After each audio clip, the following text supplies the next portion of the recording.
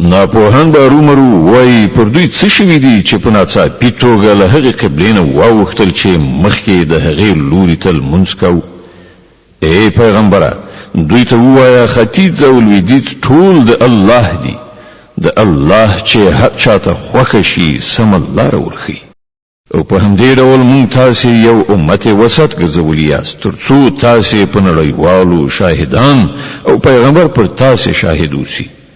پخوا چې تاسې کوم لوري ته مخ اړو هغه مو صرف د دې ښوونې لپاره قبله ټاکلې وه چې څوک د پیغمبر صلی الله علیه وسلم پیروي کوي او څوک په شا اوړي.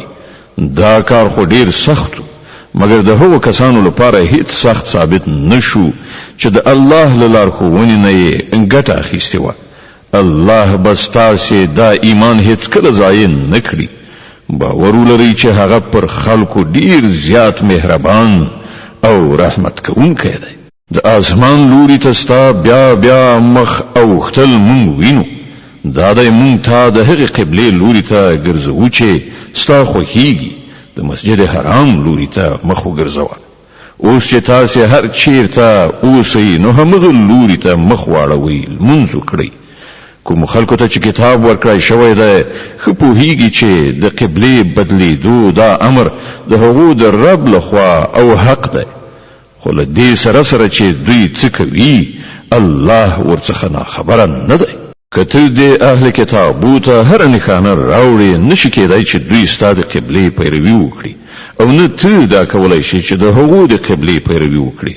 او د هغو هیڅ یوه ډله د بلې ډلې د قبلې پیروي ته هم تیاره نه ده. او که ته له هغه علم نه وروسته چې درته راغلی دی د هغو غوښتنو پسې لاړ شي نو ارومرو به په ظالمانو کې وشمېرل شي. کومو خلکو ته چې مونږ کتاب ورکړی دی هغوی دا ځای چې قبله ټاکل شوې ده داسې پیژني لکه څنګه چې خپله اولاده پیژني. خو له هغو نه یوه ډله د پوهې او ادراک سره حق پټوي. دا په غوڅه توګه یوه حقه خبره ده ستا د رب له لوري، نو ته د هغه په باب هیڅکله شکمن کېږه مه. د هر چا لپاره یو لوری دی چې هغه ته مخ اړوي، نو تاسې د ښېګڼو په لوري په ځغستا شئ. هر چیرته چې اوسئ الله به تاسې ټول ومومي. د هغه له قدرت نه هیڅ شی د باندې نه دی.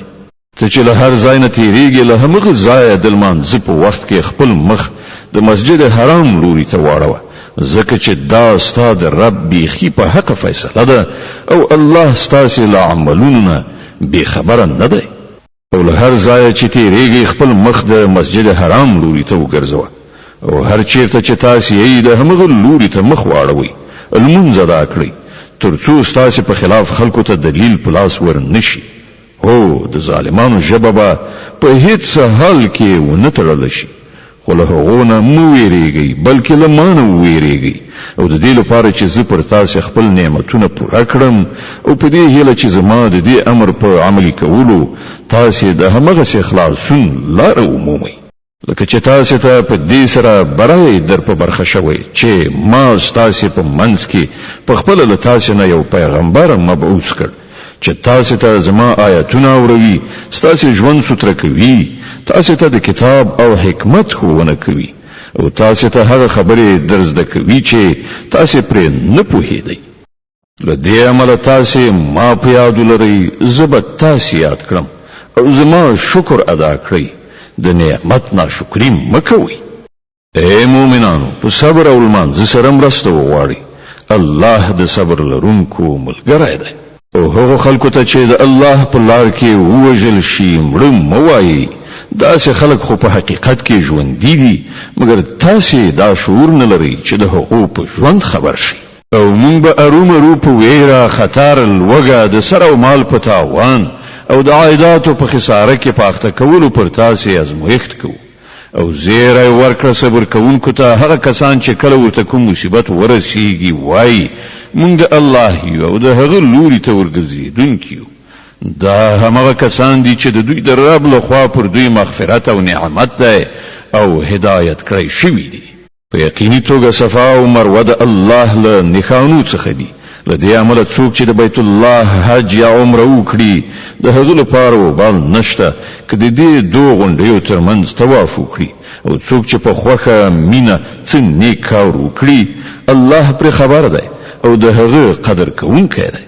کوم خلک چې زمون نازل شوی روخانه لارښودنې او هدایات پټوي په داسې حال کې چې مونږ هغه د ټول انسانانو د لارښودنې لپاره په خپل کتاب کې بیان کړی دي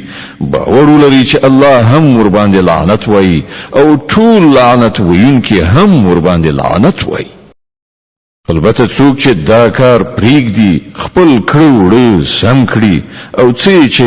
پټ کړي وو د هغو په بیانولو پیل وکړي هغو ته به زه بخښنه وکړم او زه لوی بخښونکی او رحم کوونکی یم کوم کسانو چې د کفر چلند غوره کړ او همدا د کفر حالت کې مړ شول په هغو باندې د الله پرښتو او ټول انسانانو لعنت دی په همدې لعنتی حالت کې به د تل لپاره اوسېږي نو به د هغو په عذاب کې اسانتیا راشي او نو به بیا ورته کوم بل مهلت ورکړی شي ستاسو خدای همدا یو خدای دی له هغه رحمان او رحیم نه پرته بل کوم خدای نشته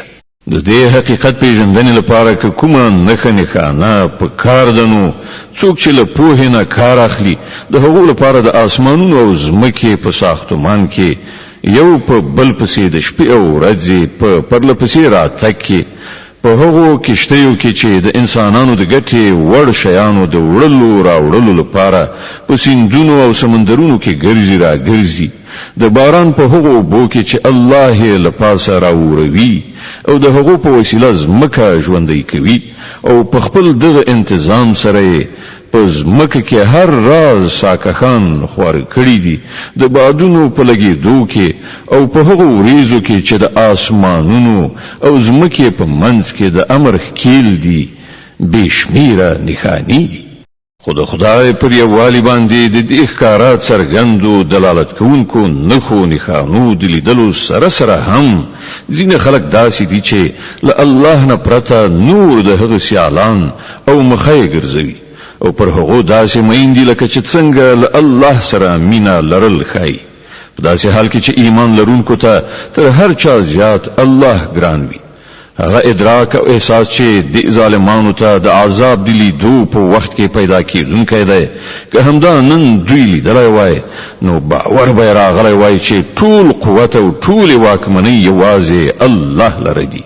او په دې به هم باور شوی وای چې الله سره ډیر سخت عذاب شته کله چې هغه سزا ورکړي په هغه وخت کې به حالت داسې وي چې هماغه لیډران او رهبران چې په دنیا کې پیروي کېدله له خپلو پیروانو څخه به بیزاري څرګنده کړي خو په عذاب به اخته شي او د هغو د ټولو سببونو او وسایلو لړۍ به پرې کړه شي او هغه خلک چې په دنیا کې د هغو پیروي کوله او به وایي چې کاشکې یو ځل بیرته دنیا ته زمونږ تګ شوی وای نو څنګه چې نن دوی له مونږه بیزاری څرګندوي نو مونږ به هم له دوی نه بیزاری ښکاره کړې وای په دغه راز به الله د دې خلکو هغه عملونه چې دوی په دنیا کې کوي داسې د دوی مخې ته کېږدي چې دوی به د افسوس او پښیمانتیا لاسونه سره وموښي خو له اور نه د وتلو هیڅ لار به پیدا نه کړي اے خلکو په ځمکه کې چې کوم حلال او پاک شیان دي هغه خورئ او د شیطان په ښودل شو لارو مزئ هغه ستاسې ښکاره دښمن دی تاسو ته د بدی او بے حیايي امر کوي او دې ته ملمسوي چې په خدای پورې هغه خبرې وتړي چې تاسو پرې نه پوهیږئ چې هغه الله نه دی ویلي او ته چې کله ویل کېږي چې د الله د اوامرو پیروي وکړئ نو په جواب کې وایي چې مونږ به د همغه مسلک پیروي کوو چې مونږ پر هغه باندې خپل پلرونه نیکونه میندلي دي خنو که د هغو پلرونو نیکونو له پوهې نه هیڅ کار هم نوي اخیستی او سمه لارې نوي موندلي آیا بیا هم دوی د هغو پیروي کوي دا خلک چې د خدای پر ښودل شوې لاره باندې له تلو نه انکار کړی دی د دوی حالت کټ مټ داسې دی لکه چې شپانه څارویو ته آواز کوي او هغوی د بلنې او شړنې له غږ نه پرته نور څه نه اوري دوی کاڼه دي ګونګیان دي ړانده دي ځکه خو په هیڅ خبره نه پوهیږي اے مؤمنانو که تاسو پر اختیار سره د همدې الله بندگی کوونکی یاست نو کوم پاک شیان چې مونږ درکړي دي هغه په بے پروايي سره خوري او د الله شکر باسي د الله له لوري که پر تاسو څه بندیز لګول شوی دی نو هغه دا دی چې د خپل مړ شوي یعنی مردار غوښه د وینې او د خوږ د غوښې له خوړلو نه ډډه وکړئ او داسې کوم شی مخورئ چې پر هغه باندې له الله نه پرته د بل چا نوم اخیستل شوی وي هو که څوک د اړتیا په حالت کې وي او له دغو شیانو نه څه شی بیل دی چې د قانون ماتولو اراده ولري یا له حده تیری وکړي وخوري نو پر هغه باندې څه وبال نشته الله بخونکی او رحم کوونکی دی